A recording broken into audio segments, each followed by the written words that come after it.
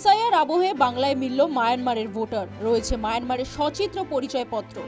এক মহিলা মায়ানমার থেকে 2 মাস আগে এসে নাম বদলে হয়ে গেল কৃষ্ণা দাস। কাকদ্বীপ এলাকার ঘটনা। জানা গিয়েছে 2 মাস আগে কৃষ্ণা তার পরিবারের সাথে ভারতে এসেছিল।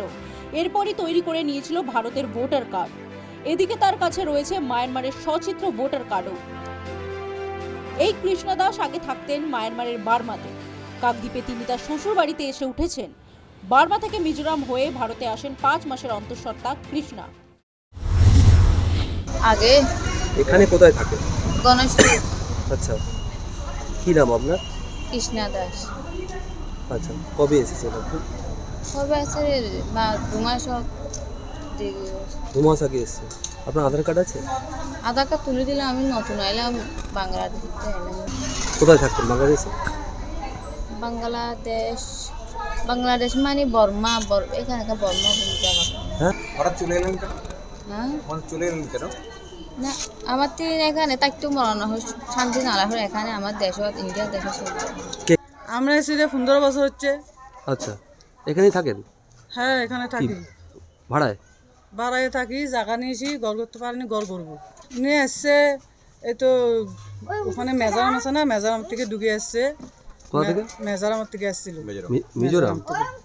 আমি বলছি কি কার্ড ফার্ড তুলবো, আধার কার্ডটা তুলবো, আমার বৌমাকে একটু করে পোলিও কার্ডটা ভরে দিন, এরকম বলছিলাম। কাকদ্বীপের বিভিন্ন এলাকায় তৈরি হয়েছে নতুন নতুন কলোনি। আর এই সমস্ত কলোনিতে কোনো রকম বৈধ নথি ছাড়াই ভাড়ায় ঘর নিয়ে বসবাস করছে বহিরাগত মানুষজন। আমার স্বামী হয়। আচ্ছা, আপনারা ঘর ভাড়ায় দেন? হ্যাঁ, এই 3টায় ভাড়ায় আছে। নতুন এসেছিল, ও তো ওইখান থেকে আমরা তাড়া দিয়েছি। নতুন এসেছিল আমাদের কাকুলি বলেছে, বলে তোমাদের বাড়ি একটা ওখানে ভাড়াটি এসছে, ওকে তাড়াই দাও, তোমাদের সমস্যা হবে। বাবা, আমরা তাড়া দিয়েছি। আমাদের সমস্যা হবে কেন? আমরা তাড়া দিয়েছি। ঘটনায় প্রশাসনের গাফিলতির অভিযোগ তুলেছে সিপিএম।